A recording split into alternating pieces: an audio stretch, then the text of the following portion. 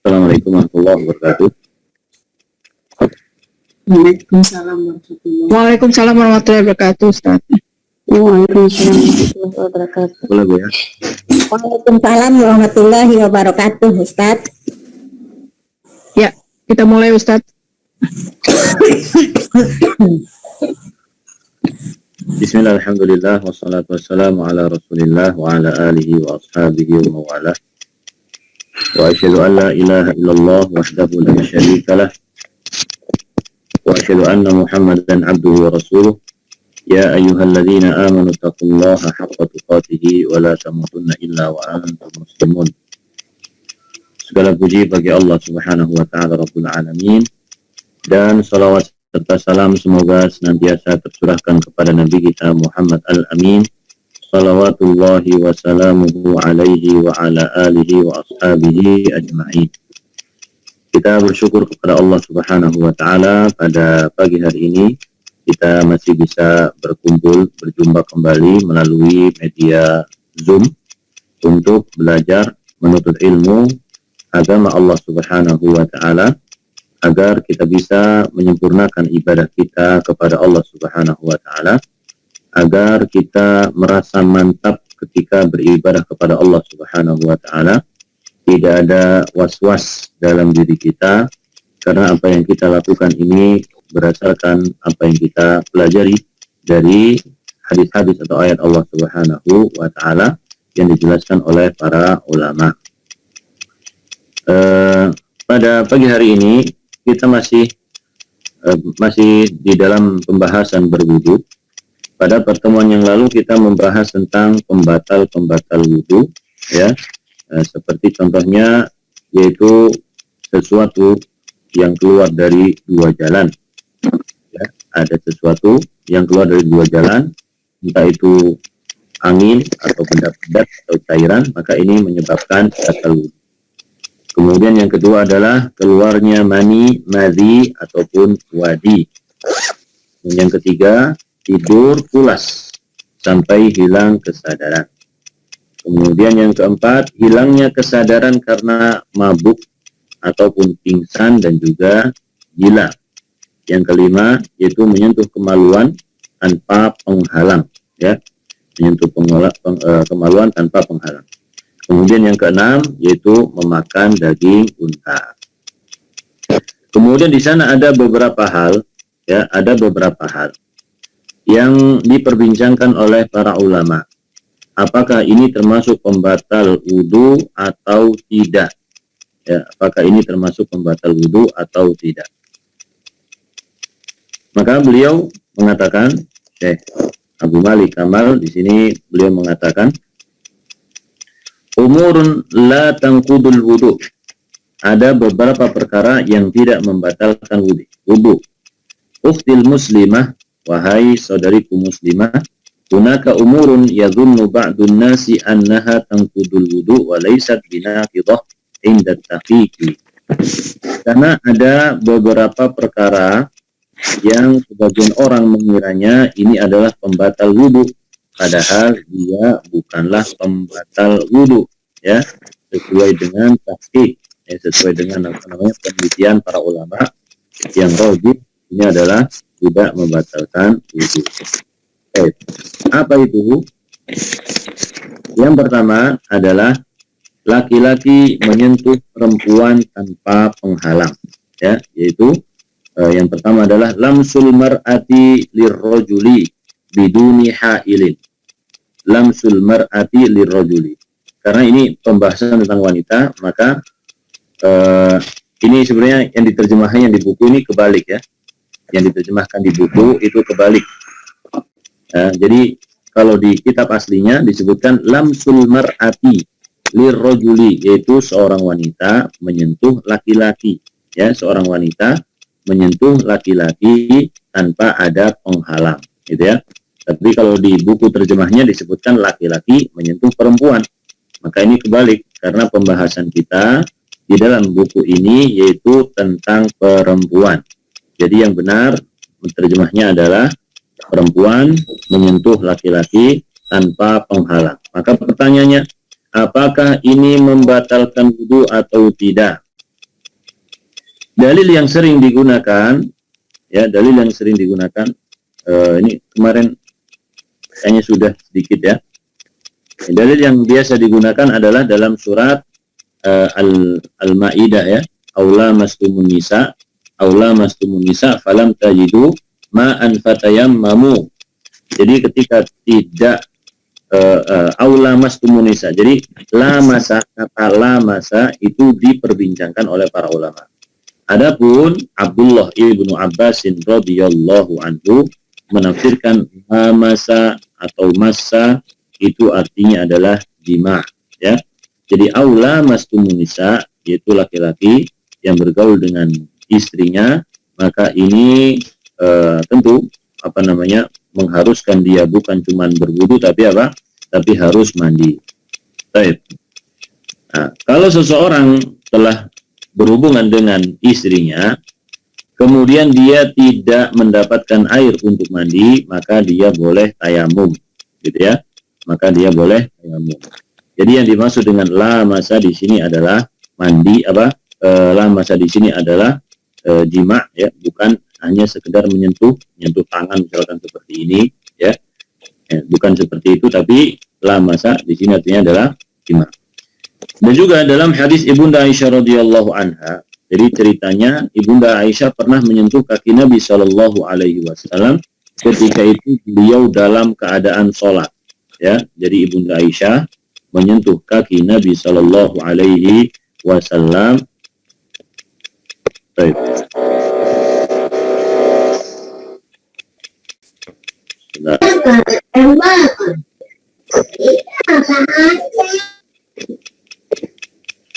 Baik, saya ulang. Bahwasanya tangan Ibunda Aisyah radhiyallahu anha menyentuh kaki Nabi Shallallahu Alaihi Wasallam ketika beliau dalam keadaan sholat, dan ini tidak membatalkan wudu atau juga tidak membatalkan sholat beliau. Beliau nyambung terus sholatnya sampai selesai. Dan juga disebutkan hadis bahwasanya Nabi Shallallahu Alaihi Wasallam sebelum berangkat sholat beliau qabbala ba'dha nisa'ihi, mencium salah satu istrinya, ya.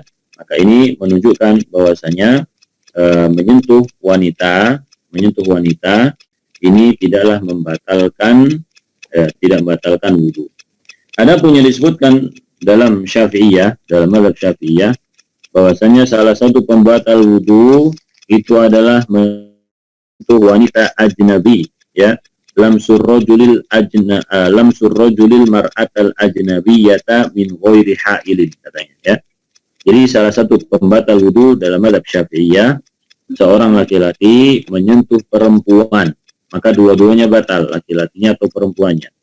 Perempuannya ini bukan istrinya, bukan mahramnya, tapi dia adalah wanita ajnabiyah, ya, wanita ajnabiyah tanpa ada hail, tanpa ada penghalang. Maka inilah yang menurut mazhab Syafi'iyah membatalkan.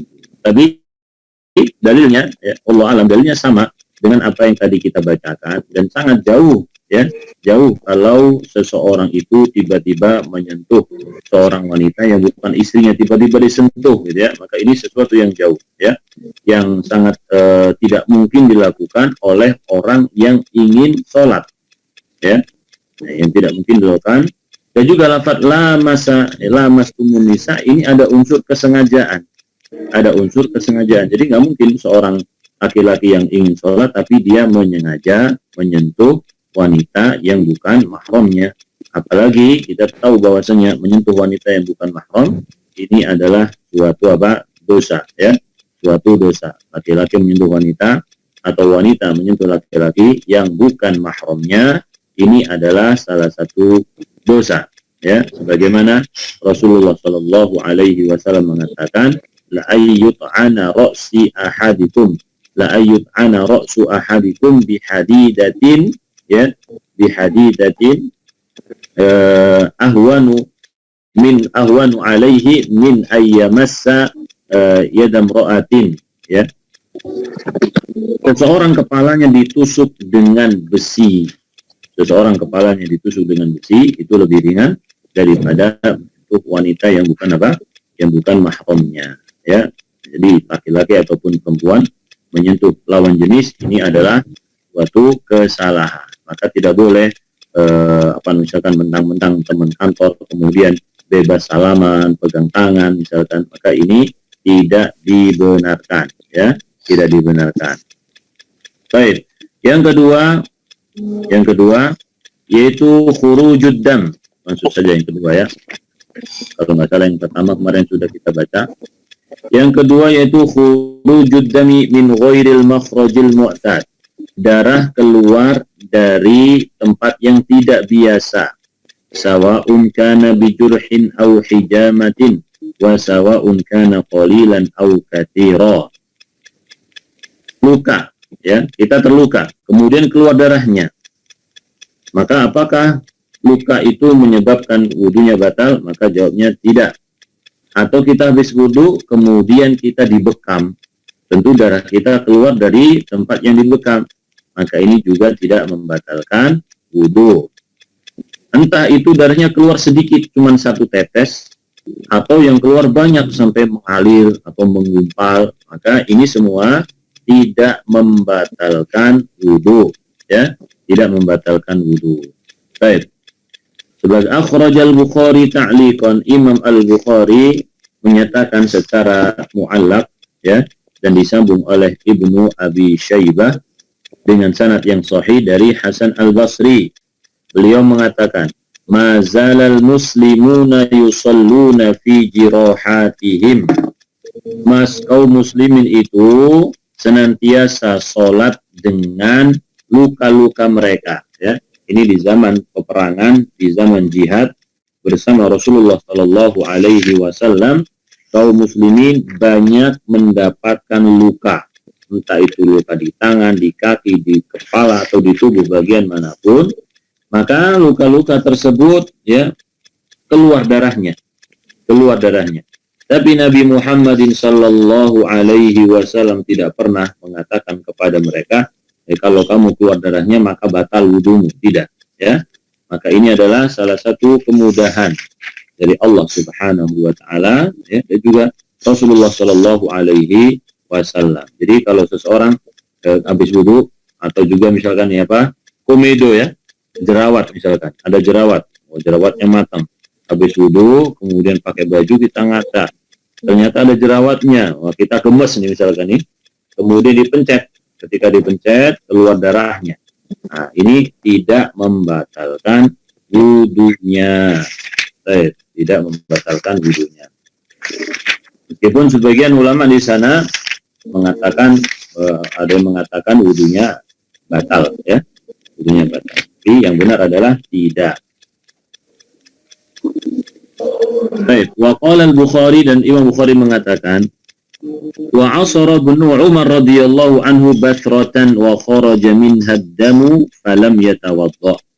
Dan Ibnu Umar ini asara bathrah, jadi dia bisul. Jadi punya bisul tadi wajah tadi mana, dia pencet kemudian keluar darahnya, tetapi beliau tidak berwudu, artinya wudunya tidak batal. Wa akhraja Malikun fil Muwatta bi sanadin sahih, dan Imam Malik menyebutkan di dalam kitabnya Al-Muwatta dengan sanad yang sahih, anna Umar shalla wa jurhuhu yath'ubu daman, bahwasanya Umar bin Khattab, beliau itu salat dan lukanya mengalirkan darah, ya. Maka ini juga salah satu yang memberikan isyarat bahwasanya darah itu juga tidak najis, ya, darah manusia, ya, darah kita ini tidak najis. Jadi kita luka, kemudian darahnya mengalir mengenai baju kita yang kita gunakan untuk sholat, maka itu tidak masalah, ya, itu tidak masalah, terus saja sholat. Baik. Wa usiba Abbad Ibnu Bishr bisihamin wa huwa yusalli fastamarra fi salatihi. Dan juga ada seorang sahabat yang bernama Abbad bin Bishr, ya. Jadi Abbad bin Bishr ini disuruh oleh Nabi Sallallahu Alaihi Wasallam untuk berjaga di perbatasan. Kemudian ada orang yang memanahnya 2 kali, ya, mengenai tangannya, kemudian mengenai kakinya kalau nggak salah, dan darah itu mengalir, ya.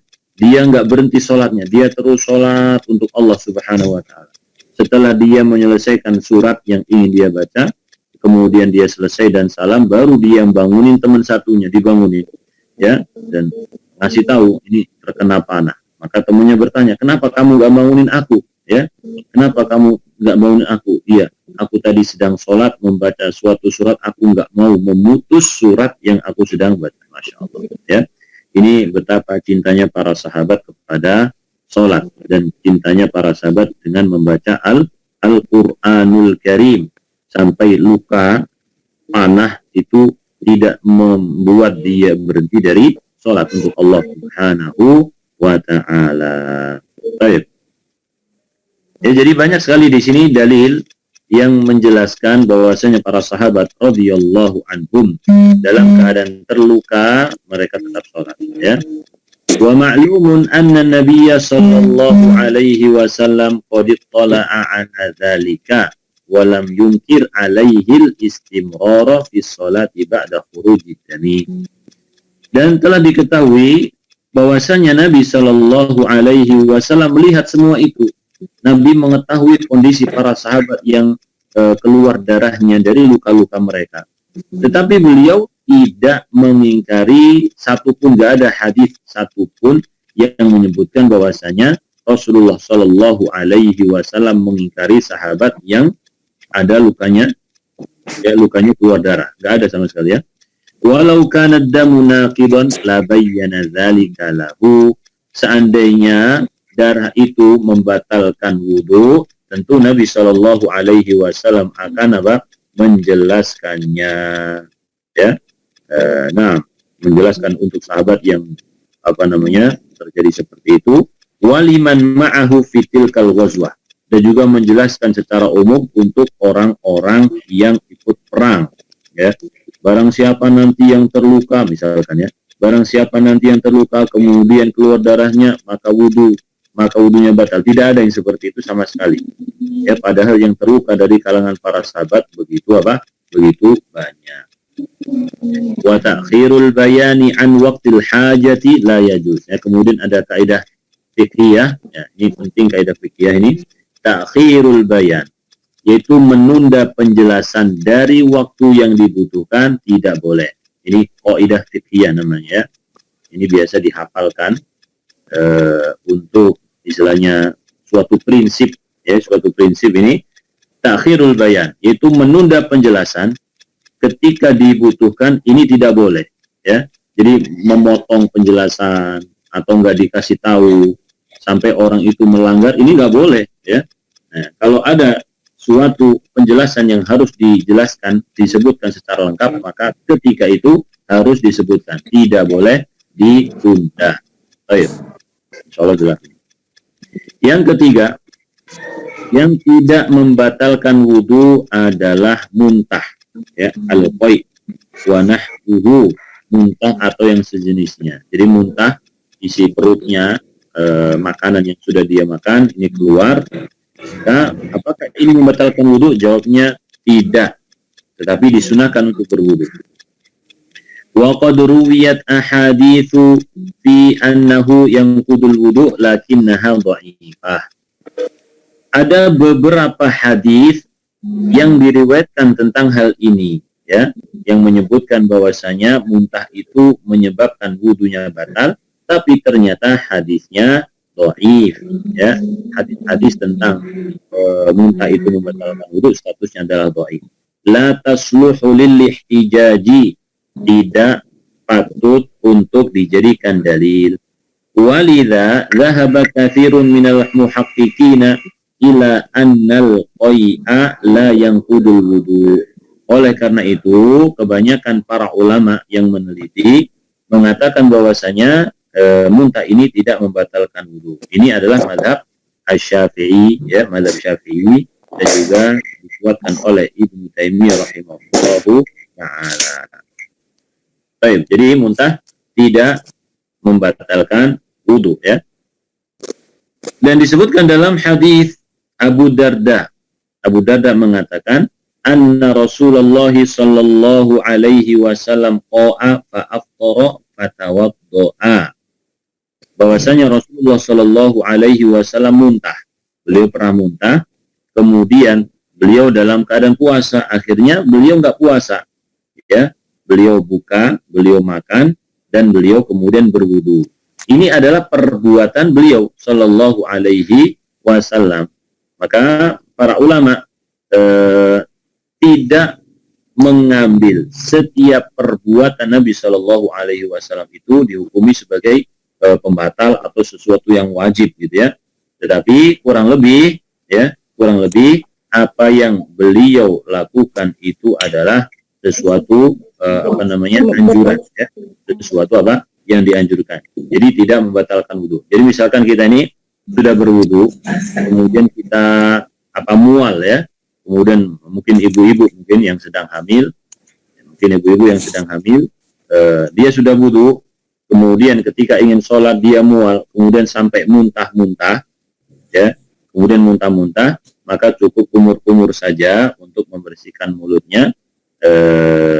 Kemudian langsung sholat, tidak masalah, ya, tidak masalah. Jadi muntah ini tidak membatalkan wudu. Insya Allah bisa difahami, ya.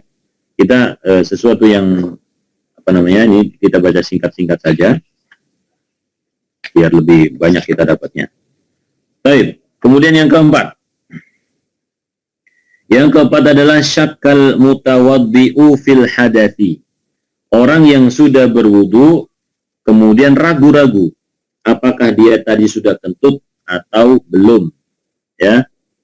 Kita nih misalkan sudah berwudu, jadi jam 11 sebelum zuhur kita sudah berwudu, atau kita sholat duha, ya, kita berwudu kemudian sholat duha. Setelah sholat duha, waktu antara sholat duha sampai zuhur panjang ini, kita ngapa-ngapain dulu? Ada yang nyetrika, ada yang beres-beres rumahnya, ada yang merapikan kamarnya, ya, ada yang teleponan dulu dan lain sebagainya, gitu, ya. Nah, santai. Kemudian datang waktu azan zuhur, ya, waktu sholat zuhur. Nah, lalu dia ini ragu-ragu, apakah saya tadi batal atau tidak wudunya? Boleh nggak saya langsung sholat zuhur ini? Kalau dia yakin bahwasanya wudunya tidak batal, maka boleh dia langsung sholat zuhur. Tapi sekarang dia kondisinya ragu-ragu. Bagaimana ini? Kalau dia ragu-ragu, boleh nggak dia langsung sholat? Maka di sini disebutkan, fa'idha kunti tasyakkina, ya, tasyukkina, fa'idha kunti tasyakkina halin taqadha wudu'uka amla. Kalau Anda ragu-ragu apakah wudunya ini batal atau tidak, ya, fa inna hadza syak la yadur, maka keraguan-raguan seperti ini tidaklah membahayakan. Artinya tidak merusak, ya, tidak merusak apa yang sudah Anda yakin. Jadi wudu tadi sudah yakin, ya, wudu. Ya, kita kan tadi sudah sholat duha, tentu sebelum sholat duha kita wudu. Nah, kita yakin tadi kita sudah wudu. Cuman kita lupa, kita nggak tahu, kita ragu-ragu apakah tadi sempat kentut atau belum, gitu, ya, sempat kentut atau belum, atau kita sudah melakukan sesuatu yang membatalkan wudu atau tidak. Maka ini bagaimana hukumnya, ya? La yadur, ya, wudunya tidak rusak. La yantaqidu wudu'uki sawa'un kunti fi sholati au kharijiha. Entah Anda dalam keadaan sholat atau belum sholat, maka pada asalnya Anda sudah wudu, ya. Jadi jangan dibatalin sholatnya. Hatta tatayaqqani minal ihdas wa intiqadil wudu, sampai Anda yakin, ya. Jadi di sini digambarkan misalkan, ya, kita ada dua gambaran sebenarnya. Gambaran yang pertama kita sebut gambaran yang bisa dikatakan disepakati oleh para ulama karena sesuai dengan hadis. Gambaran yang kedua, gambaran yang sedikit berbeda, yang ada perbedaan sedikit. Baik, yang pertama adalah gambaran ketika kita sedang sholat. Allahu Akbar, sholat, ya. Baik, saya ulang. Kita sholat, kemudian kita baca surat. Setelah itu ketika sholat ini ada setan yang membisikkan kepada kita, ya, kamu tadi kentut atau belum, gitu, ya. Kamu tadi udah kentut atau belum? Nah, seperti ini. Nah, bagaimana? Apa yang kita lakukan? Yang kita lakukan adalah terus sholat. kita ingat-ingat dulu. Kalau misalkan kita nggak ingat sama sekali, ya, artinya kita merasa kita nggak kentut, misalkan tidak melakukan hadas, maka terus saja sholat. Terus saja sholat sampai selesai. Itu yang pertama ya, kondisi yang pertama. Jadi kalau kita sudah dalam sholat, kemudian ada bisikan-bisikan, bahwasanya kamu tadi begini, kamu tadi begitu, nah kemudian membuat kita ragu-ragu, kita ingat-ingat ternyata tidak, berarti pada dasarnya kita dalam keadaan suci, maka lanjutkan sholat sampai selesai. Dan jangan ragu-ragu, gak usah khawatir, gitu ya. Kondisi yang kedua, yaitu kondisi yang diperbincangkan, yaitu orang belum sholat. Ya, tadi sudah berwudu, kemudian dia belum sholat. Kemudian muncul ragu-ragu. Ya, sebelum sholat dia muncul ragu-ragu. Wah, tadi udah kentut belum ya? Karena mungkin antara wudu dengan sholat ini agak panjang, mungkin harus menempuh jalan ya. Mungkin ibu-ibu waktu di rumah dia wudu dulu, mau jemput anaknya, takutnya macet, takutnya apa, mungkin butuh waktu setengah jam atau bahkan 1 jam untuk sampai suatu tempat tujuan gitu ya, setengah jam atau 1 jam. Maka di rumah sudah berwudu. Ketika sudah sampai tujuan mau sholat, kemudian ragu-ragu, tadi sudah kentut atau belum.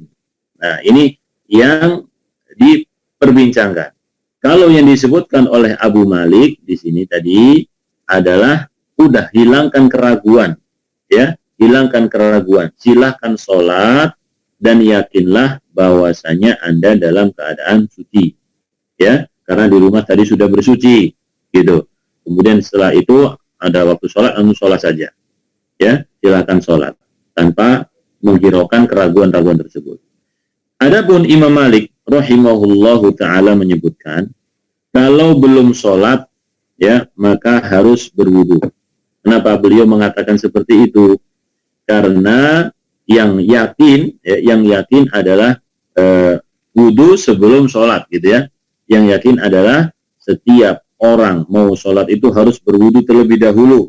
Kalau wudu yang pertama ini sudah kemasukan keraguan-raguan, maka yakinkan dengan wudu kedua. Gitu. Ini pendapat Imam siapa? Imam Malik rahimahullahu ta'ala. Baik. Jadi ya memang seperti itu. Jadi alangkah baiknya kalau kita misalkan ya, kita belum masuk sholat dan kita ragu-ragu. Kalau kita ini mudah untuk berwudu, maka silakan berwudu. Ya. Silakan wudu dulu, habis itu baru apa? Baru sholat. Baik. Tapi seandainya langsung sholat nggak masalah, ya. Seandainya langsung sholat tidak masalah, ya, sesuai dengan tadi sesuatu yang sudah diyakini bahwasanya kita dalam keadaan suci. Hadisnya di sini disebutkan hadis dari Abbad bin Tamim dari pamannya Tamim Ad-Dari. Wah. Syukiya ila Nabi sallallahu alaihi wasallam ar-rajulu yukhayyalu ilaihi syai'u fi salati. Jadi dikeluhkan kepada Nabi sallallahu alaihi wasallam ada seseorang yang dikasih bayangan-bayangan, khayal atau bisikan-bisikan bahwasanya dia itu kentut dalam sholatnya gitu ya. Jadi dia ini sholat. Ini makanya hadis ini tadi kita sebutkan dia sedang sholat. Kalau di luar sholat, nah, maka ini pembahasan lain gitu ya. Kalau dalam sholat, maka Rasulullah Shallallahu Alaihi Wasallam mengatakan, la yansarif hatta yasma'a sautan au yajidarihan. Janganlah dia berpaling sampai dia mendengar benar-benar suara kentut itu atau dia mencium aromanya. Ya, ini sesuatu yang yakin. Jadi berhadas atau tidak dipastikan dengan sesuatu yang yakin. Ya, tadi kita sholat nih, kemudian ada setan bisikin berhadas atau tidak, ini harus diyakinkan ya, diingat-ingat. Kalau nggak ingat ya sudah, berarti pada dasarnya dalam keadaan apa? Suci, karena kita tadi sudah berwudu. Baik.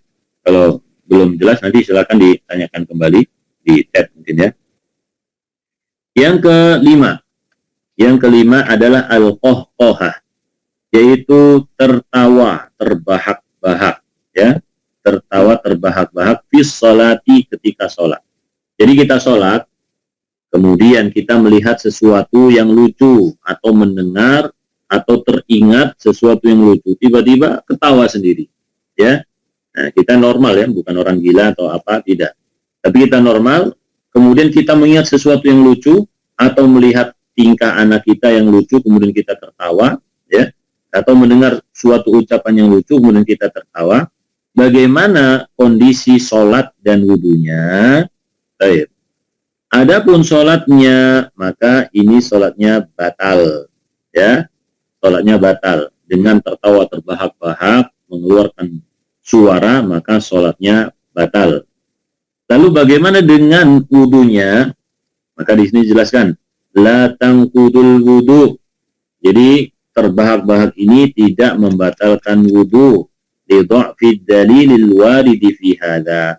Karena dalil yang menjelaskan tentang hal ini statusnya adalah dhaif, ya. Jadi hadis yang menyebutkan tentang apa? Ini apa namanya? Hadis mungkar, ya. Hadisnya adalah hadis mungkar. Ad-dhahiku yang kudul wudu, ya. Nah, ini hadisnya mungkar, tidak benar. Jadi ketawa itu tidak menyebabkan wudunya batal. Wa inna matsabitu, dan yang sahih adalah hadis dari Jabir mauqufan, ya.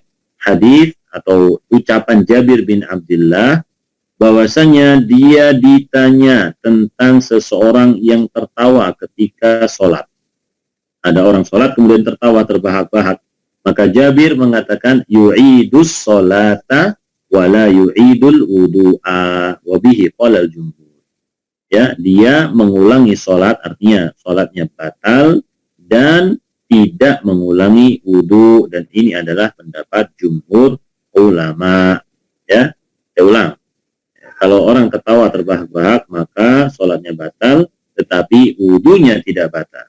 Jadi langsung saja mengulangi sholat, langsung habis ketawa misalkan, habis itu lepas tangannya, habis itu sholat lagi, takbir ulang lagi, Allahu Akbar, mulai dari awal. Atau dia hilangkan terlebih dahulu efek dari tertawa ini, mungkin masih teringat ya sesuatu, sampai hilang itu, baru dia mengulangi sholatnya lagi tanpa berwudu kembali. Lalu bagaimana dengan hukum tersenyum? Orang sholat kemudian dia tersenyum, nggak ada suaranya. Tersenyumnya itu dengan menahan mulutnya atau dia membuka mulutnya sedikit misalkan, ya.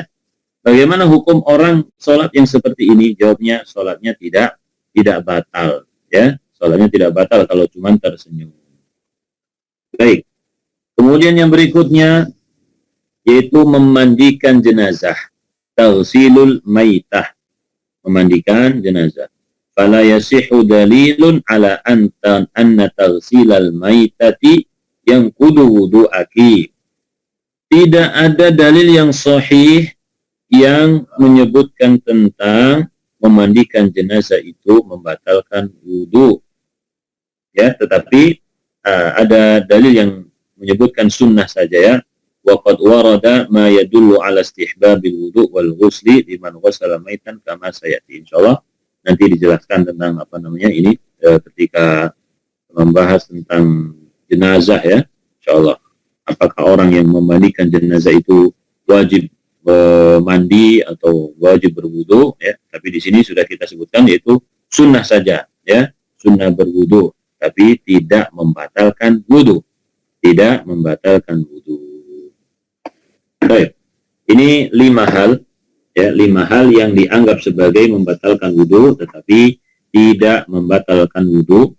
Yang pertama adalah menyentuh lawan jenis mahram ataupun bukan mahram, ya. Ini tidak membatalkan wudu. Yang kedua adalah darah yang keluar dari tubuh, ya, darah yang keluar dari tubuh, entah itu karena luka atau berbekam atau misalkan apa namanya jerawat tadi, ya, jerawat atau bisul, maka ini tidak membatalkan wudu. Yang ketiga adalah muntah, ya, makanan yang sudah dimakan keluar dari mulutnya, maka ini juga tidak membatalkan wudu. Yang keempat adalah ragu-ragu, ya, orang ragu-ragu sudah kentut atau belum, maka pada dasarnya belum, ya. Jadi kita yakinkan belum. Kalau misalkan kita nggak tahu, maka pada dasarnya kita belum kentut, gitu ya, belum berhadas. Yang kelima, ya, al-qohqoha, yaitu tertawa terbahak-bahak ketika sholat. Ketika sholat. Kalau belum sholat, ya nggak masalah. Nah, seseorang misalkan, seseorang habis wudhu, kemudian bercanda sama temennya, tertawa, hahaha misalkan ya, tertawa. Dia belum sholat nih, maka tidak masalah. Langsung habis itu, ketika iqamat sholat, nggak masalah yang seperti ini. Jadi yang dipermasalahkan itu adalah ketika dalam keadaan sholat. Jadi yang rojih tadi kita sudah jelaskan, itu tidak membatalkan wudhu. Dan yang keenam tadi adalah membandingkan mayat, ini juga tidak membatalkan wudhu.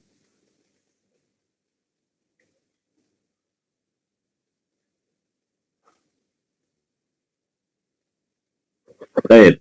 Ya, dan tadi sudah kita jelaskan bahwasanya laki-laki ataupun perempuan bersentuhan tidak membatalkan wudhu. Entah itu cium tangan atau bahkan cium mulut suami istri misalkan, ya, ini tidak membatalkan wudhu. Atau misalkan seorang anak mau pamitan Jumatan ke ibunya, kemudian cium tangannya, cium pipinya, ini juga tidak membatalkan wudhu, ya, tidak masalah. Baik.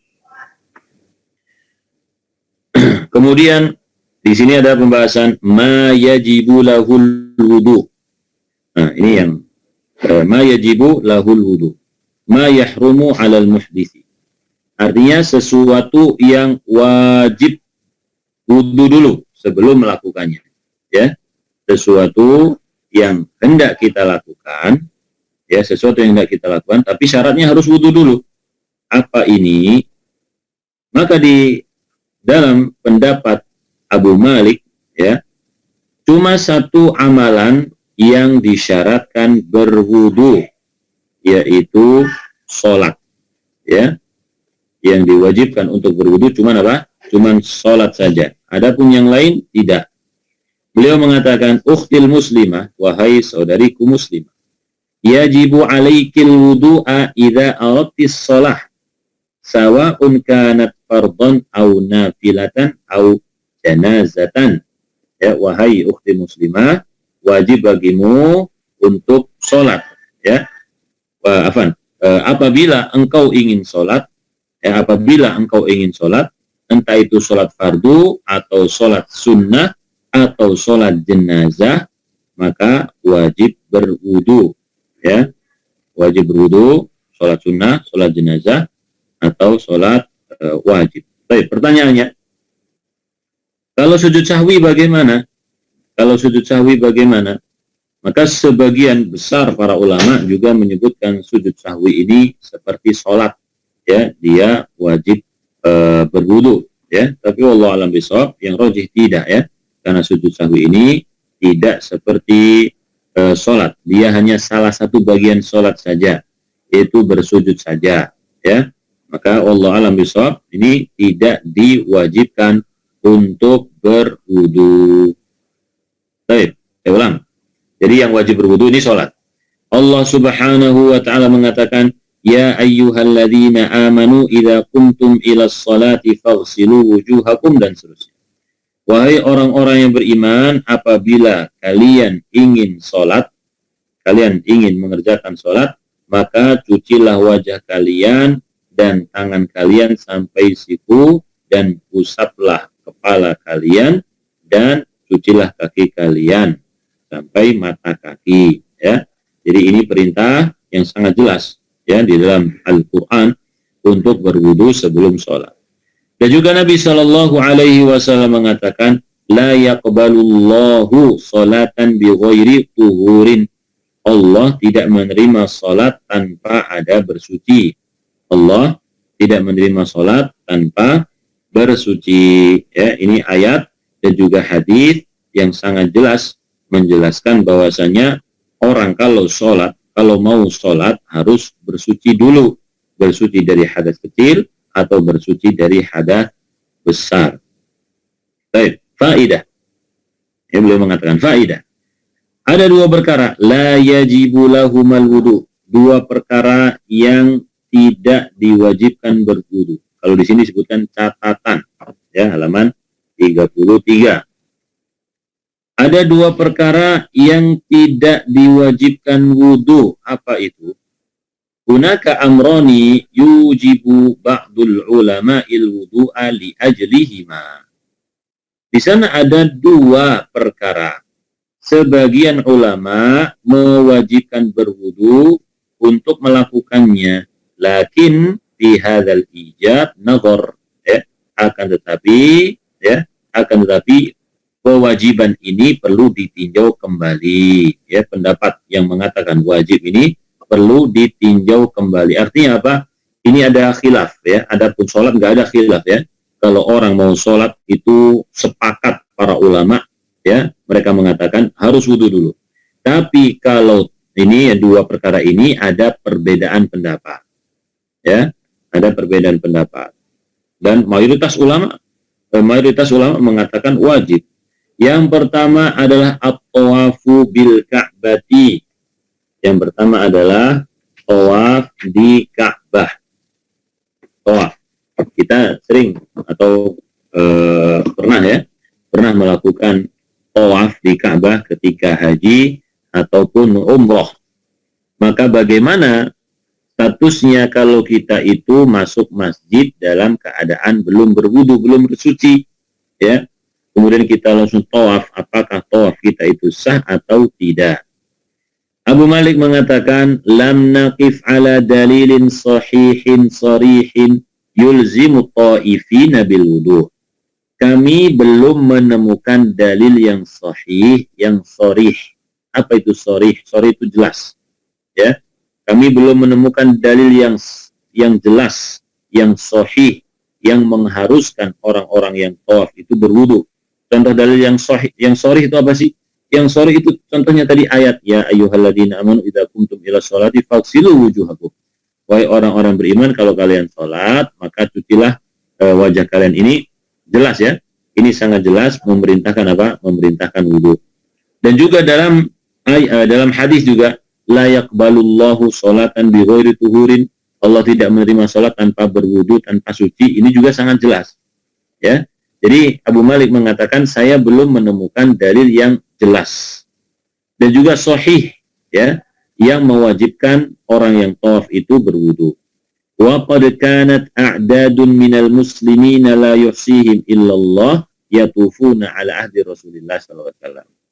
Dan di zaman Nabi sallallahu alaihi wasallam sejumlah kaum muslimin melakukan tawaf. Bilangan mereka tidak terhitung, nggak tahu jumlahnya, ratusan ribu mungkin, ya, yang berangkat ikut Fathu Mekah sambil niat umroh. Itu jumlahnya sangat banyak. Dan juga di tahun berikutnya ini juga sangat banyak. Baik. Walam yarid lana anna Nabiya sallallahu alaihi wasallam amara ahadan minhum bil wudu li tawafihi. Tetapi dengan jumlah yang banyak tersebut tidak ada satu hadis pun dari Nabi Shallallahu Alaihi Wasallam beliau menyebutkan bahwasanya siapa yang mau tawaf wudu dulu, nggak ada sama sekali, gitu, ya. Ma'ah imalin tiqadi wudu'i kasirin minhum asna'at tawafi wa dukhulu kasirin minhum at-tawaf bila wudu, ya. Padahal kalau bilangan yang banyak, ya, bilangan yang sangat banyak itu ada kemungkinan. Ada beberapa kemungkinan. Yang pertama, kemungkinan pertama, ada orang yang ketika dia masuk masjid dan tawaf, kemudian wudunya batal. Ya, wudunya batal. Karena tawaf ini kan bergerak dan membutuhkan waktu yang cukup lama, ya. Bergerak terus, membutuhkan waktu yang cukup lama. Ya mungkin dia itu ada seseorang yang kentut, gitu, ya. Tetapi tidak ada sama sekali hadis yang memerintahkan mereka itu wudu dulu, habis itu tawaf lagi, gitu. Nggak ada, gitu, ya. Itu kemungkinan pertama. Kemungkinan yang kedua, ada orang yang masuk masjid untuk tawaf, dia belum berwudu. Oke, jelas-jelas ini. Kemungkinan pertama, dia sudah wudu, kemudian ketika tawaf, ya, dia kentut, ya. Kemungkinan yang kedua, ada orang masuk masjid untuk tawaf, tetapi dia belum berwudu, tapi dia tetap tawaf. Tetapi tidak ada hadis yang menjelaskan bahwasanya siapa yang mau tawaf wudu terlebih dahulu. Baik.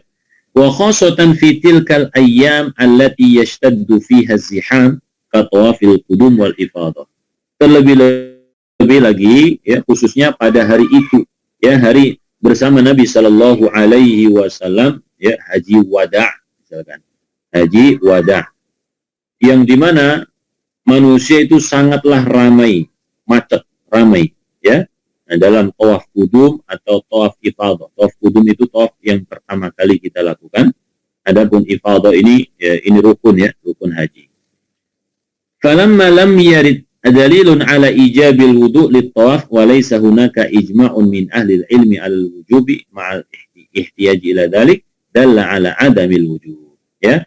Ketika kita melihat ternyata di sana tidak ada dalil yang mengatakan wajibnya berwudu untuk orang yang tawaf, dan juga yang pertama nggak ada dalil Al-Quran ataupun hadis.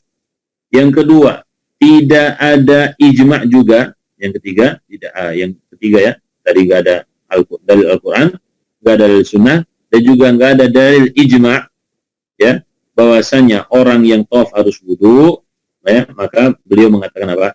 Dalla ala adamil wujub, maka ini menunjukkan bahwasanya bersuci ketika tawaf itu tidaklah wajib. Ya, bersuci ketika tawaf tidaklah wajib. Tapi ini diperintahkan tetap ya sunnah. Ya, karena apa? Kenapa sunnah? Karena itu masuk masjid, ya. Itu adalah masuk masjid. Dan juga itu dalam kondisi berzikir, dan juga itu dalam kondisi beribadah kepada Allah Subhanahu wa ta'ala, mendekatkan diri kepada Allah, ya. Dan kita disunnahkan untuk menjaga kesucian. Kita disunnahkan untuk menjaga kesucian. Baik.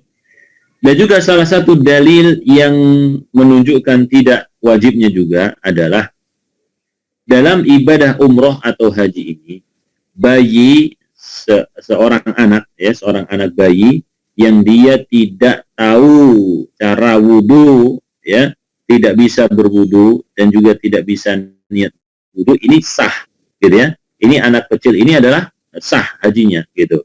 Maka ini menunjukkan apa? Ini menunjukkan wudu dalam tawaf itu tidaklah apa? Wajib. Wallahu a'lam bissawab. Baik. Wa qad istadalla ba'dul ulama'i ala ijabil wudu.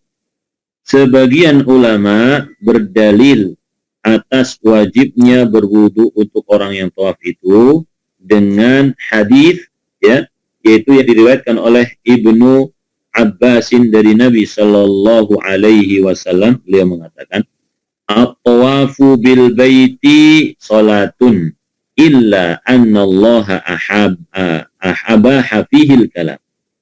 Tawaf di Ka'bah itu seperti salat. Ya, tawaf di Ka'bah adalah salat. Hanya saja Allah membolehkan berbicara. Kalau salat kita nggak boleh bicara, ya, kita nggak boleh ngobrol, kita fokus menghadap Allah Subhanahu wa ta'ala. Ini dalam salat. Tapi kalau dalam tawaf, ya, maka boleh berbicara. Ini adalah ungkapan yang katanya hadis Nabi Shallallahu Alaihi Wasallam, ucapan Nabi. Tapi ternyata diteliti oleh para ulama, ungkapan ini tidak sampai marfu. Marfu itu tidak sampai naik, ya. Jadi ini adalah ucapan Abdullah ibnu Abbas saja, mauquf, ya. Ini ucapan yang mauquf. Apa itu mauquf? Mauquf itu terhenti. Mauquf artinya terhenti kepada sahabat, ya. Terhenti kepada sahabat. Sahabat siapa ini sini? Abdullah ibnu Abbas. Oh, berarti ini yang mengucapkan adalah Abdullah ibnu Abbas. Tidak sampai marfu', tidak sampai naik kepada Rasulullah Shallallahu Alaihi Wasallam. Faqalu, mereka mengatakan, idza kana tawafu salatun fayajibu lahul wudu'u kas-salati, lakin hadza mardud. Ya.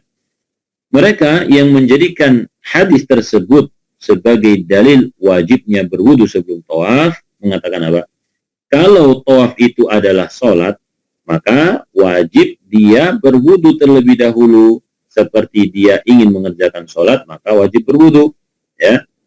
Akan tetapi pendapat ini tertolak, ya, ditolak oleh sebagian ulama.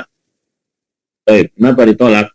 Yang pertama, annal haditha la yasihhu marfu'an. Hadis ini tidak sahih kalau marfu', ya, seperti yang tadi sudah kita jelaskan, ya. Hadis ini tidak sahih kalau derajatnya sampai marfu', naik kepada Nabi. Artinya tidak sahih kalau ini adalah ucapan Nabi sallallahu alaihi wasallam. Was-shawab, dan yang benar adalah annahu mauqufun min kalami Ibni Abbas. Dan yang sahih, yang benar, ini adalah mauquf, terhenti kepada Ibnu Abbas. Jadi ini adalah ucapan Abdullah bin Abbas, bukan ucapan Rasulullah sallallahu alaihi wasallam. Kama rajjahahu Tirmidzi, sebagaimana ini adalah pendapat yang dikuatkan oleh Imam At-Tirmidzi, Al-Baihaqi, Ibnu Taimiyah, Ibnu Hajar, dan juga ulama-ulama hadis yang lainnya. Masya Allah. Kok bisa sih ulama tahu ini mauquf, ini marfu'? Nah, ya, tahu. Mereka dengan meneliti dan pengalaman mereka di dalam meriwayatkan hadis, ya, maka mereka bisa memilih ini mauquf, ini ucapan Nabi, ini bukan, ini dhaif, ini maudhu', dan lain sebagainya. Baik. Itu yang pertama. Yang kedua, ala fardhi sihhatihi. Kita anggap ini adalah hadis yang sahih, ya. Anggap saja ini adalah hadis yang sahih. Fala yalzamu minhu anna tawafa yushabihu as-salata fi kulli syai'in hatta yushtarata lahu ma yushtaratu lis-shalah. Seandainya hadis ini sahih, maka tidak harus, ya, ketika seseorang tawaf itu sama semuanya seperti sholat. Rukun-rukunnya misalkan harus menutup aurat semuanya, misalkan, ya, semuanya harus menutup ini pundaknya, ya, atau wanita juga, atau misalkan harus menghadap kiblat, harus waktu tertentu, ya, waktu sholat tertentu, ya, atau juga tadi harus berwudu. Semuanya, pokoknya semuanya harus lengkap. Maka di sini beliau mengatakan tidak harus, kalau, ya, tawaf itu disamakan dengan sholat, itu nggak harus sama semuanya syarat-syaratnya, ya. Nah, ini. Jadi apa namanya? Salah satu perbedaan yang beliau sebutkan juga apa? Kalau tawaf itu tidak wajib berwudu, kalau sholat wajib berwudu, itu maksudnya, ya. Walihada qala Syekhul Islam Ibnu Taimiyah fil Fatawa. Oleh karena itu Syekhul Islam mengatakan dalam fatwanya, wa tabayyana li anna taharatal hadathi la tushtaratu fi tawafi wa la tajibu fihi bila raib. Ibnu Taimiyah menjelaskan bahwasanya jelas bagiku bahwasanya orang bersucinya orang yang berhadas, ya, sucinya orang yang berhadas itu tidak disyaratkan untuk tawaf, ya. Jadi suci itu tidak disyaratkan untuk tawaf, dan juga tidak wajib wala raib, kata beliau, bila raib, tidak diragukan lagi. Jadi artinya kalau misalkan dulu ketika musim-musim umroh, ya, sekarang kita belum bisa masuk, ketika musim-musim umroh dulu kita mengikuti pendapat ini, ya, mengikuti pendapat bahwasanya orang yang apa namanya, yang tawaf itu tidak wajib bersuci, maka jangan ragu-ragu. Waduh, aku dulu ikut Ustadz Fulan, aku waktu tawaf katanya nggak usah wudu, nggak apa-apa, akhirnya aku nggak wudu nih. Gimana ya? Aku umrohku gimana? Maka kita jangan ragu-ragu, ya. Jangan ragu-ragu. Itu adalah ibadah yang sah, ya, ibadah yang sah. Baik. Walakin tustahabbu fihi taharatul sughra. Akan tetapi disukai baginya untuk bersuci, yaitu dengan berwudu. Fa innal adillah, karena sesungguhnya dalil-dalil menunjukkan tidak wajib, ya, menunjukkan tidak wajib untuk berwudu sebelum tawaf. Wa laysa fi syari'ati ma yadullu ala wujubi taharati sughra fihi. Ya, jadi intinya tidak ada dalil, ya, tidak ada dalil yang menunjukkan wajibnya bersuci ketika ketika tawaf. Ini pendapat Ibnu Taimiyah dan juga pendapat Ibnu Hazm dalam Muhalla, ya. Beliau mengatakan tawaf mengelilingi Ka'bah tanpa bersuci hukumnya adalah boleh, ya, tetapi hukumnya adalah sunnah, ya, dan itu lebih baik. Lebih baik kenapa? Lebih baik karena dalam keadaan suci, dan juga lebih baik karena keluar dari perselisihan, ya, keluar dari perselisihan. Jadi kalau misalkan kita umroh, kita mau tawaf, sebelum kita keluar dari hotel, ya, kita berwudu terlebih dahulu, wudu, keluar dari hotel, kemudian berkumpul dan melakukan tawaf dalam keadaan suci. Maka ini lebih apa? Lebih yakin, ya, lebih mantap untuk diri kita. Baik, ini tentang tawaf. Kemudian yang kedua, ya, perkara yang kedua yang menurut kebanyakan ulama adalah wajib berwudu. Yang kedua adalah masul mushafi. Nah, ini yang sering dipertanyakan, yaitu menyentuh mushaf. Menyentuh mushaf. Apakah kalau kita menyentuh mushaf itu wajib berwudu? Ini jumhur, ya, mayoritas ulama mengatakan wudu, ya, harus suci. Mayoritas ulama, mazhab Abu Hanifah, Malik, Syafi'i, dan juga Ahmad, dan para ulama banyak sekali, mereka merojihkan bahwasanya menyentuh mushaf hukumnya harus berwudu terlebih dahulu, harus dalam keadaan apa? Suci. Baik. Beliau mengatakan apa? Zahaba katsirun minal ulama. Banyak para ulama yang berpendapat ila annahu yajibul wudu'u li ajli massil mushafi. Wajibnya berwudu untuk menyentuh mushaf. Jadi kalau misalkan kita melihat ada mushaf bergeletak, ya, dan kita ingin mengambilnya, maka kita harus suci dulu. Kita tanya diri kita, apakah kita suci tadi, ya? Kalau belum, kita wudu dulu, baru kita ambil itu mushafnya, gitu, ya. Ini kalau mengikuti pendapat para ulama. Atau kita mengambil hirqah, alas itu, kain atau apa, baru kita ambil itu menggunakan alas tersebut, baru kita taruh. Baik. Ini pendapat mayoritas ulama. Mereka berdalil dengan apa? Dalilnya yang pertama, kurang lebih ada dua, ya. Satunya adalah firman Allah dan satunya adalah hadis.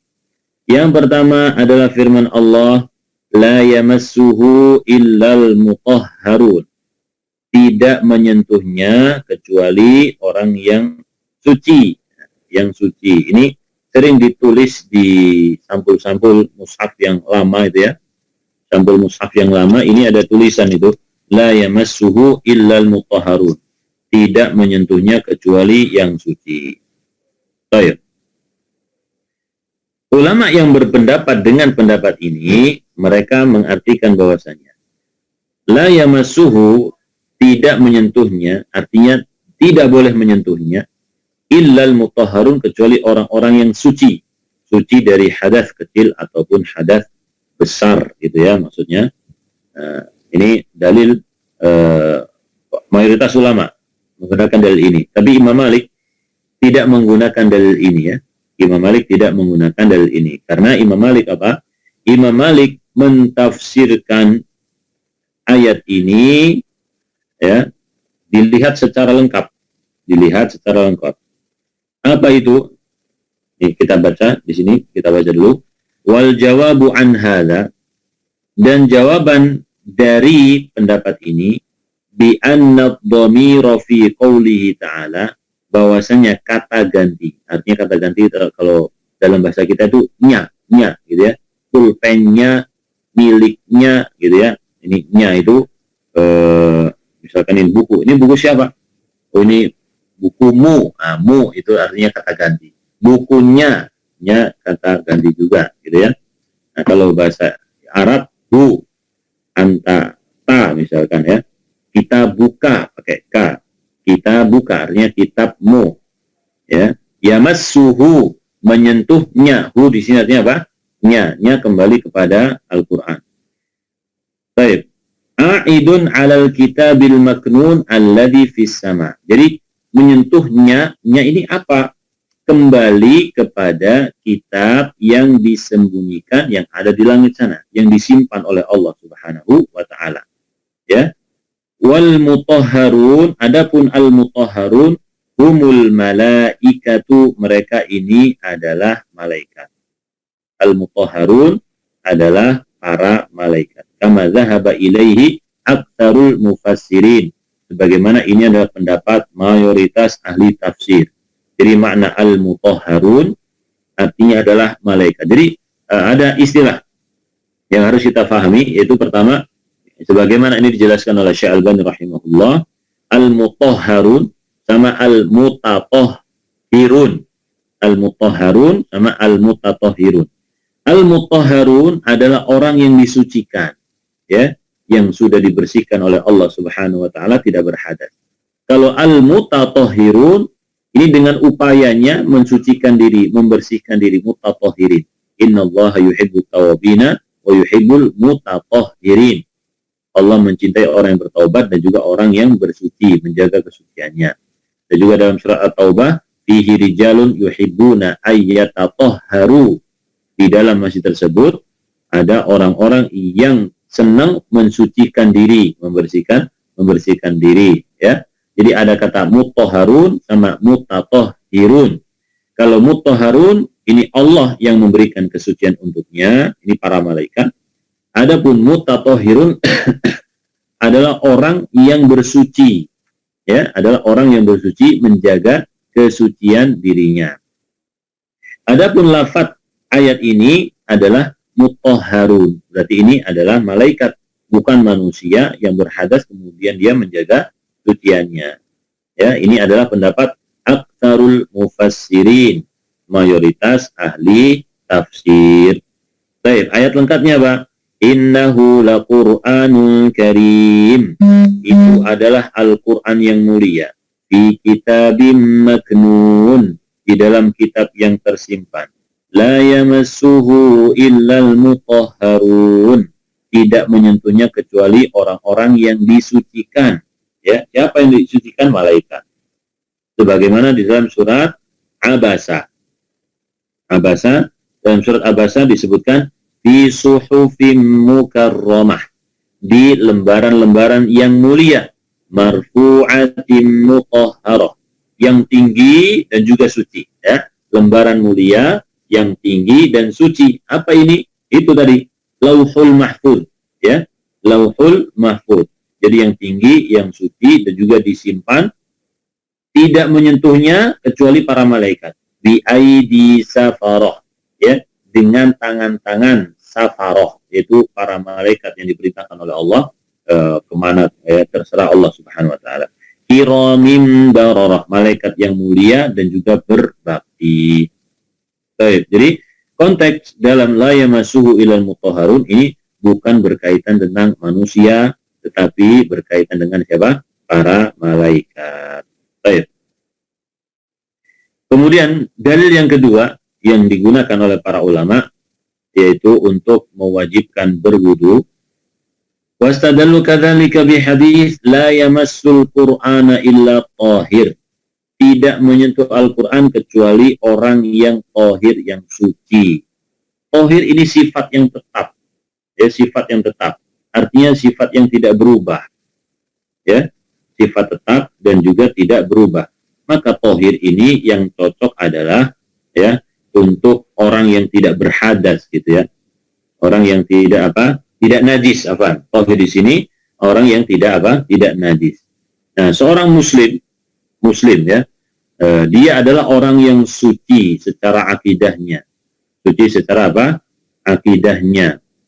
Suci, berbeda dengan orang musyrikin.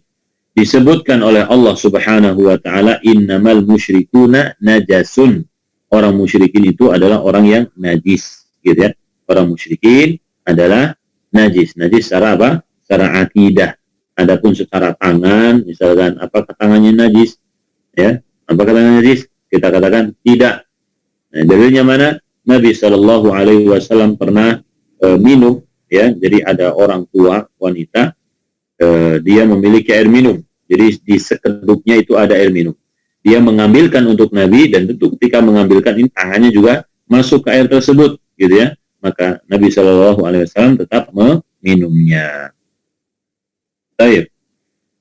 Walakin hadal hadis yang tadi kita sebutkan, yang berbunyi tidak menyentuh Al-Quran kecuali orang yang suci, mukhtalafun fi tahsinihi bi majmu'i turuqihi, berbeda pendapat para ulama tentang apakah ini hadis yang hasan, apakah ini hadis yang sahih, ya, dengan jumlah yang banyak jalannya. Jadi ini hadisnya semuanya dhaif, ya, tapi jalurnya ada beberapa, gitu. Wa ala fardi sihhatihi, seandainya hadis ini sahih, maka dikatakan inna itlaqas min najasi 'alal mu'min al-muhdits awil junub la yasih. Ya, sesungguhnya penamaan nama najis untuk seorang mukmin yang berhadas atau yang junub ini tidaklah benar, ya. Jadi penamaan ada emang kita bilang apa? Wah, kamu najis, kamu betul nggak? Misalkan seperti itu, ya. Nah, kita bilang ke teman kita misalkan yang belum berwudu, kamu najis. Apakah muslim itu disebut dengan najis? Ini ungkapan yang salah, ya. Yang tidak boleh, bahkan tidak boleh, ya. Kita menyebut saudara kita sama muslim najis, gitu, ya. Najis karena Allah Subhanahu wa taala menyebutkan najis itu untuk orang kafir. Innamal musyrikun najasun. Orang musyrikin ini najis. Adapun orang beriman tidak. Dan juga Nabi Shallallahu alaihi wasallam mengatakan al-mu'min la yanjus. Orang beriman itu tidak najis, gitu, ya. Jadi nggak boleh kita ngatain orang najis kamu, gitu, ya. Nggak boleh, haram. Ini bertentangan dengan Al-Qur'an dan juga sabda Nabi Shallallahu alaihi wasallam. Ya, maka di sini beliau menyebutkan bantahan bahwasanya penyebutan najis itu nggak patut untuk orang muslim yang berhadas kecil ataupun berhadas besar, ya. Nggak pantas karena ini kalimat tohir tadi kita sebutkan, ya. Tohir itu misalkan ma'un tohir, air yang suci, ya, air yang suci. Tapi kalau orang rojulun tohirun nggak bisa disebutkan seperti itu, ya. Ada orang sifatnya tohir, kamu orang yang suci nggak bisa, ya. Jadi sifat manusia kita nih habis berwudu mutatohir. Ya, sifatnya adalah apa? Mutatohir, bukan tohir. Ya, tohir. Tohir itu untuk benda. Tohir itu untuk benda-benda cairan atau benda padat, misalkan pulpen. Pulpen ini tohir atau enggak tohir, ya? Tohir atau najis, ya. Kitab tohir atau najis. Pipis kucing tohir atau najis, gitu, ya. Nah, tapi kalau manusia enggak disifati tohir, kamu tohir atau najis, tidak, ya. Nah, ini tohir. Insya Allah bisa dipahami, ya. Kalau belum paham nanti boleh ditanyakan, Ustaz, apa tadi maknanya, gitu. Tidak apa-apa. Karena memang ini agak sedikit detail menggunakan bahasa Arab, ya. Jadi para ulama itu salah satu sebab mereka berbeda pendapat di dalam menentukan hukum fikih itu dari segi bahasa, penggunaan bahasa. Selain dalil, ada dalil atau tidak, kalau ada sahih atau tidak, kemudian maknanya benar ini atau bukan, ya, lafadznya ini, maksudnya ini atau bukan, ini adalah salah satu rangkaian yang menyebabkan para ulama berbeda pendapat di dalam suatu hukum. Seperti ini tadi, ya, seperti menyentuh mushaf tadi kan tentang mutahharun. Nah, kita sudah jelasin. Sekarang masalah tohirun. Nah, ini juga sama. Masalah tohirun sama juga. Jadi al-mu'minu la yanjus. Orang mukmin itu tidak najis. Famtana'a antatana walahul ayah wal hadis.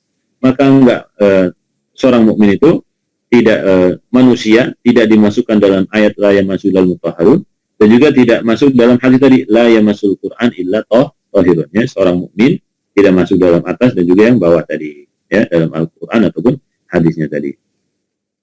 Fayata'ayyan mahallu lafzi tohir ala man laisa bimusyrikin, ya. Maka mahallu lafzin, ya. Jadi tempat lafaz tohir ini adalah lawan dari musyrik tadi, ya. Lawan dari apa? Musyrik. Jadi ketika Allah menyebutkan orang musyrik najis, maka jelas bahwasanya Muslim ini tohir, makhluk yang disucikan oleh Allah Subhanahu wa ta'ala. Disebut dengan apa? Tohir. Kama qala ta'ala innamal musyrikuna najasun, dan seterusnya. Baik. Dan hasilnya beliau mengatakan wal hasil, kesimpulannya annahu la mani'a min massil mushafi bi ghairi taharatin. Tidak masalah seseorang menyentuh mushaf tanpa bersuci. Bal la haraj 'alal junubi awil haidi fi masihi. Bahkan beliau lebih panjang lagi menyebutkan orang yang haid dan juga orang yang junub ini tidak masalah menyentuhnya. Tapi sebaiknya kita berwudu sebelum menyentuh Al-Quran. Sebaiknya, ya. Karena ini, kenapa kita mengatakan sebaiknya? Hukumnya sunnah, ya sunnah. Bahkan mu'akkadah. Karena tadi kita sebutkan, ketika Al-Quran yang ada di langit sana disentuh oleh para malaikat yang disucikan oleh Allah, ya, maka mushaf-mushaf yang ada di bumi ini juga kita hormati. Ya, kita meletakkan, kita taruh tempat yang tinggi, tidak dihinakan. Dan juga ketika kita menyentuh, kita dalam keadaan apa? Suci, seperti para malaikat yang suci, yang tidak berhadas itu, yang menyentuh Al-Quran, yang di Lauhul Mahfuz, ya, itu. Jadi bukan berarti ya, kita kemudian bebas, nggak pakai bersuci, ketika mau baca Al-Quran, nggak pakai bersuci dulu, ketika mau megang mushaf, nggak pakai bersuci, tidak ya. Tetap kita menganjurkan untuk bersuci sebelum membaca Al-Quran atau menyentuh Al-Quran. Ya, jadi kalau seperti ini sudah hilang pertanyaan, Ustaz, bagaimana kalau kita baca Al-Quran di HP? Ustaz, bagaimana kalau Qurannya terjemahan? Karena apa? Sudah hilang karena kita sudah jelaskan bahwasanya intinya adalah boleh, ya. Intinya boleh tanpa bersuci menyentuh Al-Quran. Jadi ibu-ibu yang haid misalkan, yang haid apalagi ibu-ibu yang hafal Al-Quran, hafalannya banyak, yang harus murojaah baca Al-Quran terus, atau yang sedang rajin ngaji, ya, yang meliput halaqah misalkan, yang dikejar hafalan, maka banyak membaca Al-Quran. Ya, termasuk ketika dia dalam kondisi, aduh, haid gimana ini? Ya, gimana ini? Tetap silakan baca Al-Quran. Entah dari HP boleh, atau dari Al-Quran langsung juga tidak masalah. Baik. Kemudian di sini disebutkan ma yustahabbu lahul wudu, sesuatu yang dianjurkan untuk berwudu sebelum kita melakukannya. Baik. Ma yustahabbu lahul wudu. Ukhtil mu'minah ilaiki ahwalan yustahabbu laki an tatawaddai indaha. Wahai saudara mukminah, ada beberapa kondisi sangat disukai untuk berwudu. Ya, yang pertama adalah inda dzikrillah, ketika berzikir kepada Allah. Ketika berzikir kepada Allah. Dan kita ini adalah orang yang diperintahkan untuk berzikir kapan saja. Artinya kita diperintahkan untuk menjaga kesucian kita kapan saja, ya. Wa yadkhulu fihi mutlaqul dzikri wa qiraatul Qur'an wa tawaf bil Ka'bah wa ghairiha. Dan yang termasuk di dalam zikir di sini secara umum, ya, zikir apa saja, termasuk salam, menjawab salam ini termasuk zikir, membaca Al-Quran, ya, kemudian tawaf di Ka'bah, atau ibu-ibu misalkan yang haid, kalau yang haid nggak bisa, ya, yang haid nggak bisa berwudu, wudu atau nggak wudu sama saja. Wa yustahabbul wudu lidzalik, dan disukai berwudu untuk itu, untuk berzikir kepada Allah. Dalam hadis Al-Muhajir bin Qunfud, annahu sallama 'ala Nabi sallallahu alaihi wasallam wa huwa yatawadda falam yarudda alaihi hatta tawadda. Bahwasanya Muhajir ini melewati Nabi sallallahu alaihi wasallam, beliau dalam keadaan wudu. Assalamualaikum. Maka tidak dijawab oleh Nabi sallallahu alaihi wasallam. Kenapa? Karena belum selesai wudunya. Artinya kalau belum selesai berarti belum suci. Setelah beliau selesai berwudu, baru beliau mengatakan waalaikumsalam, ya, dan lalu melanjutkan apa? Innahu lam yamna'ni an arudda 'alaika illa anni karihtu an azkurallah illa 'ala taharah. Sesungguhnya tidak ada yang menghalangiku untuk menjawab salammu tadi, kecuali, nah, ini yang menghalangi apa? Yaitu aku nggak suka kalau aku berzikir kepada Allah, aku nggak dalam keadaan suci. Ya, jadi beliau itu ingin setiap kali berzikir kepada Allah dalam keadaan suci. Tapi dalam hadis lain disebutkan oleh Abdullah ibnu Abbas misalkan, beliau bangun tidur langsung membaca 10 akhir ayat surat surat Ali Imran. Ya, orang bangun tidur itu kan nggak suci ya. Orang bangun tidur, habis itu bangun, maka dia berhadas. Ya, tapi beliau membaca 10 ayat dari akhir surat Ali Imran. Baik, makanya tadi kita katakan hukumnya adalah sunnah. Dan dalam hadis Ibunda Aisyah radhiyallahu anha, karena Nabi sallallahu alaihi wasallam yadhkurullaha ala kulli ahyanihi. Nabi sallallahu alaihi wasallam berzikir kepada Allah di sepanjang waktunya. Berzikir kepada Allah Subhanahu wa taala. Ini yang pertama. Ya, berzikir kepada Allah Subhanahu wa taala, disunahkan berwudu. Yang kedua, ketika mau tidur. Ya, ada yang bertanya, Ustaz, kalau haid atau nifas, ya, mau tidur gimana? Wudu dulu atau tidak? Nggak usah ya, tidak usah, karena wudu ini tidak bisa mengangkat sedikit pun dari haid. Wudu tidak bisa mengangkat sedikit pun dari haid. Baik.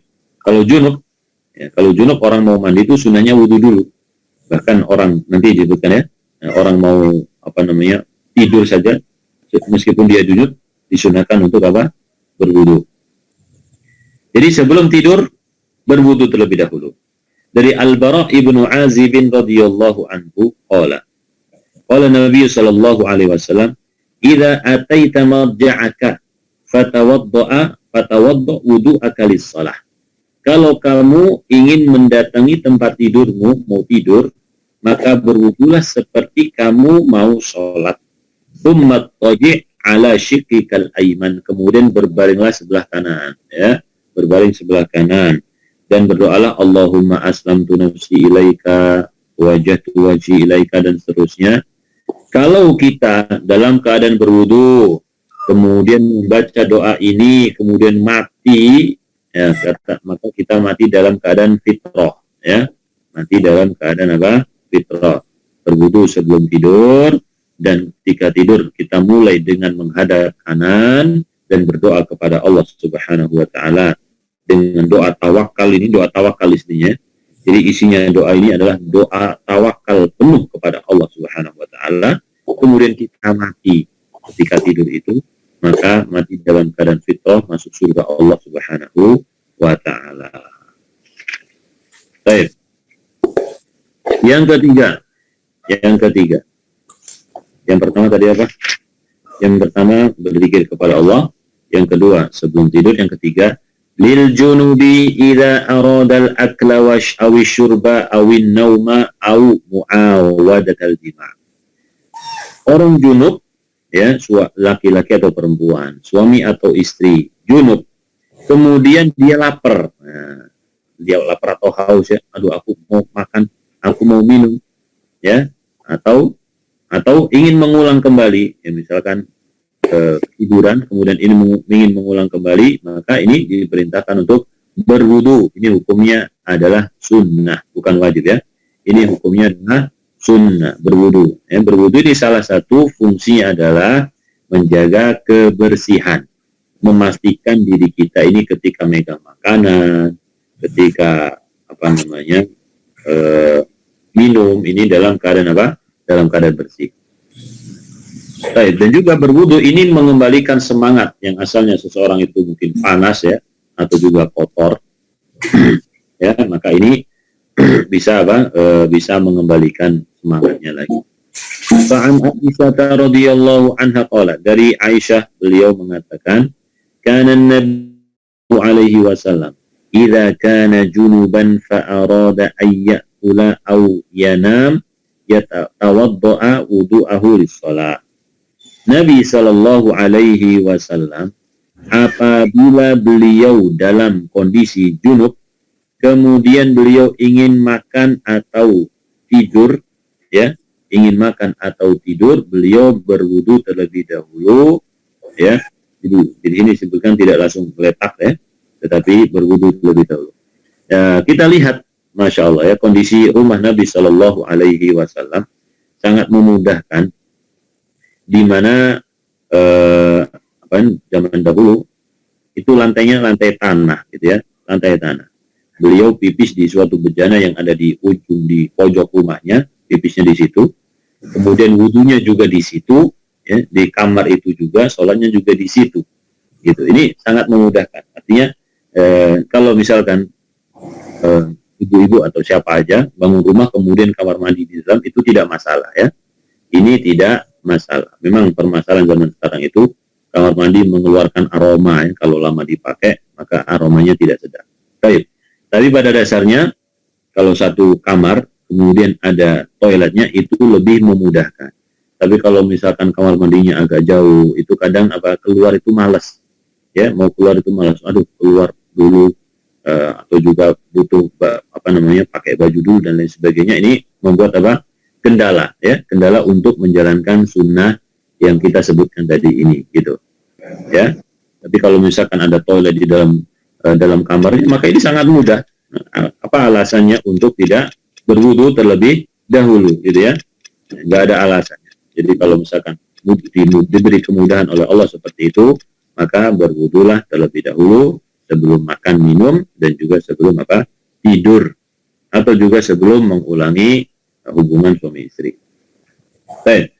Dan juga disebutkan dari Abu Sa'id Al-Khudri dari Nabi sallallahu alaihi wasallam, "Idza ata ahadukum ahlahu." Kalau salah seorang di antara kalian mendatangi istrinya, ya, jima. Tsumma arada ayyauda, kemudian ingin mengulang kembali, ya. Falyatawaddo, maka hendaklah dia berwudu terlebih dahulu. Jadi pertama, kemudian ingin yang kedua, dia berwudu terlebih dahulu. Wa hadzal amru masrufun ila istihbab bi hadithi Abi Rafi'in. Insyaallah nanti disebutkan tentang mandi ya. Yang keempat, al-wudu qabla al-ightisal. Wudu sebelum mandi. Berwudu sebelum mandi. Ini salah satu tata cara mandi janabah yang diajarkan oleh Nabi SAW dalam hadis Ibunda Aisyah atau hadis Ummu Habibah Maimunah.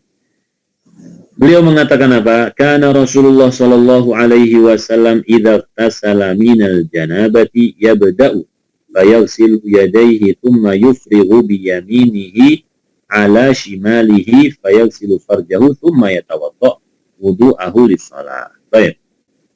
Nabi Shallallahu Alaihi Wasallam apabila beliau mandi dari janabah, ini kita sudah ada isyarat-isyarat yang menyebutkan tentang tata cara mandi janabah. Insya Allah nanti kalau sudah sampai pada bab mandi akan dijelaskan lebih terperinci.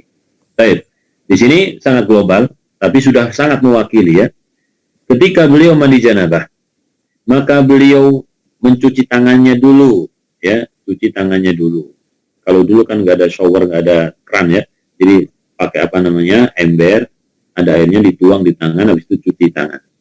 Setelah cuci tangan, membersihkan kemaluan, ya, membersihkan kemaluan. Kalau kita pakai sabun bersih. Kemudian setelah membersihkan kemaluan berwudu seperti kita wudu sholat ya, berwudu mulut dulu, muka dan seterusnya sampai kaki. Kemudian baru Kemudian baru menyiram ke bagian kepala 3 kali dan ke bagian tubuh sebelah kanan dan sebelah kiri. Ini tata cara wudu secara global yang dilakukan oleh Nabi Shallallahu Alaihi Wasallam. Jadi di sini disebutkan wudu itu hukumnya adalah sunnah. Artinya apa? Kalau orang mandinya cuma langsung nyalain shower, ya, langsung nyalain buka. Langsung dibuka, kemudian langsung mancur di kepala, langsung digosok-gosok, dikasih sampo, langsung pakai sabun, itu sudah sah ya, ini mandi besar. Wudunya hukumnya adalah sunnah. Tapi untuk ihtiyat, untuk hati-hati setelah mandi seperti itu kita wudu kembali biar kita tenang ketika sholat ya. Baik, yang kelima, al-wudu'u ba'dal akli. Wudu setelah makan mimma masatuna, makan bakaran. Ya, kita beli ayam bakar, pokoknya segala yang dibakar itu ya. Kambing guling misalkan.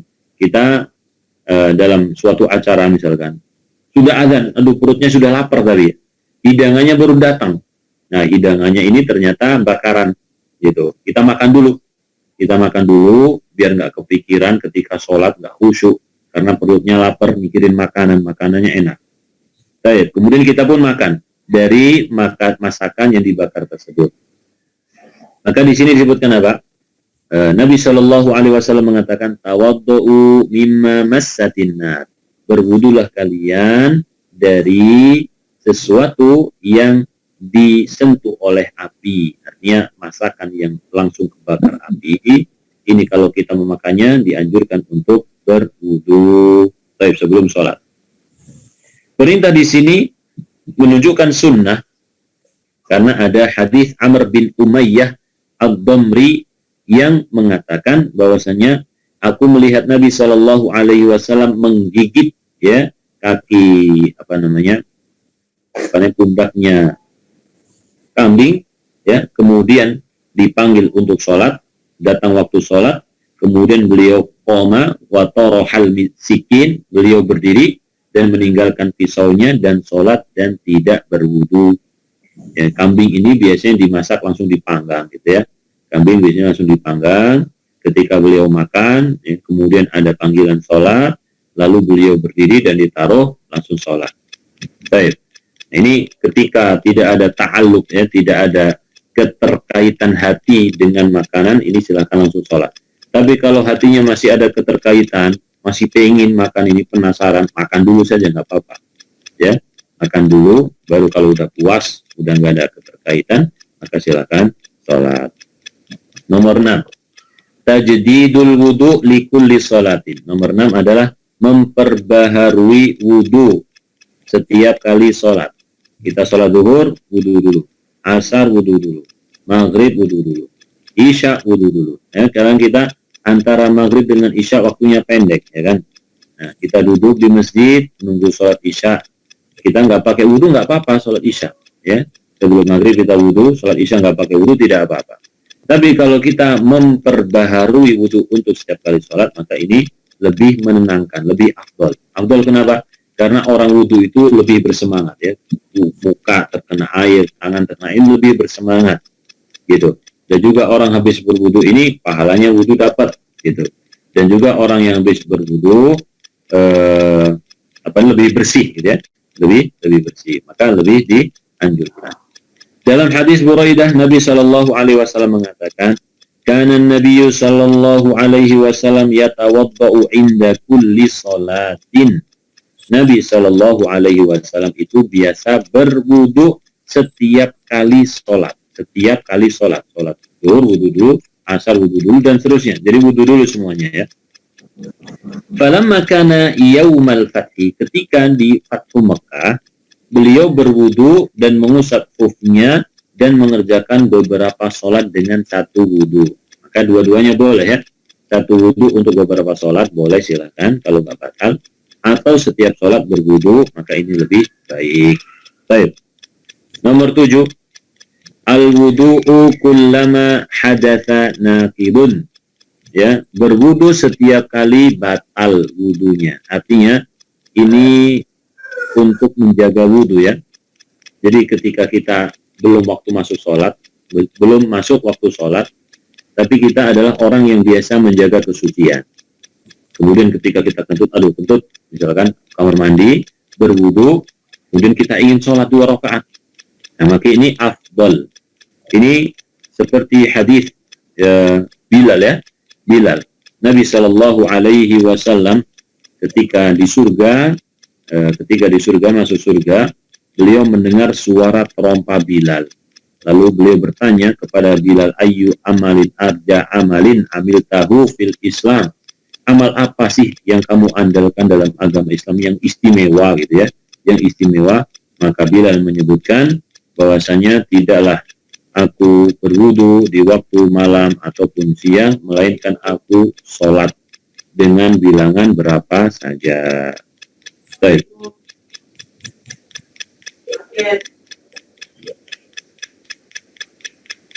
Baik.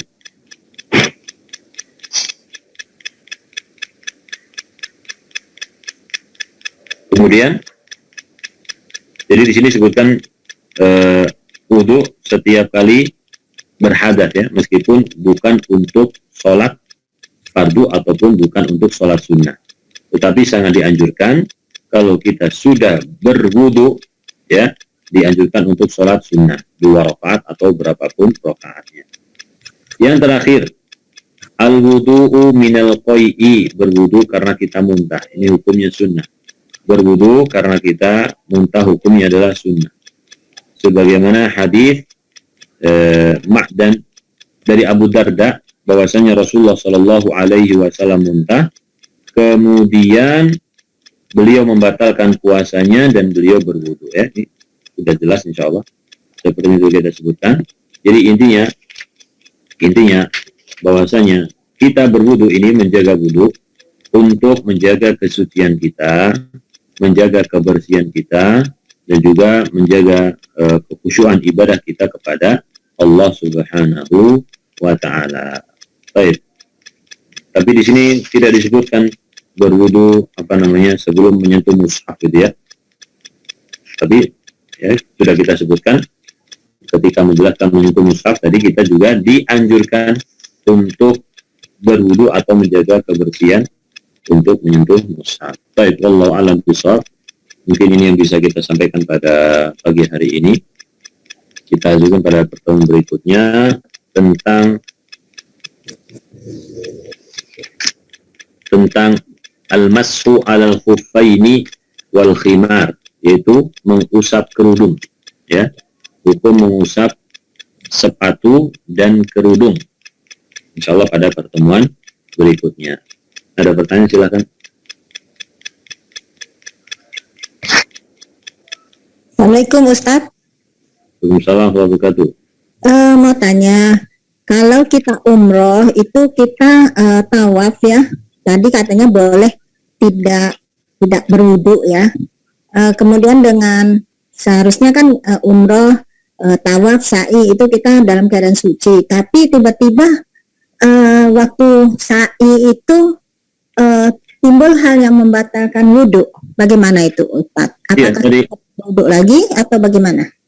Ya, tadi kita sebutkan tawaf ya, ataupun sa'i ini tidak disyaratkan berwudu ya. Sebagian ulama atau mayoritas ulama mengatakan wajib. Tapi yang di sini kita sebutkan tadi tidak disyaratkan berwudu. Ya. Kalau melihat pendapat mayoritas ulama yang mengatakan syarat berwudu, maka orang tersebut harus mencari air wudu untuk wudu dulu, kemudian melanjutkan ya tawafnya atau sa'inya. Tadi sudah sampai mana tadi? Jadi ulang lagi dia. Bukan ulang semuanya, tapi ulang yang terputus saja. Misalkan sudah 4 putaran, mau kelima di tengah-tengah batal. Berarti ketika wudu dia kembali ke sofa atau marwah untuk kelima tadi, gitu ya. Demikian juga ketika tawaf sama. Ketika tawaf juga sama. Ketika yang terputus di tengah-tengah, misalkan putaran kelima, maka dia berwudu dulu, kemudian masuk lagi, dihitung dari Hajar Aswad putar kelima, 6, 7 dan selesai gitu ya. Baik. Kalau kita mengambil pendapat yang tadi disebutkan oleh Abu Malik, maka lanjut saja, boleh lanjut. Artinya tidak usah repot-repot mencari air wudu, jadi langsung saja melanjutkan tawaf atau melanjutkan sa'inya, dan itu sudah sudah sah gitu ya. Begitu ya. Oke. Ya Bu. Baik, makasih Ustadz. Ya Bu.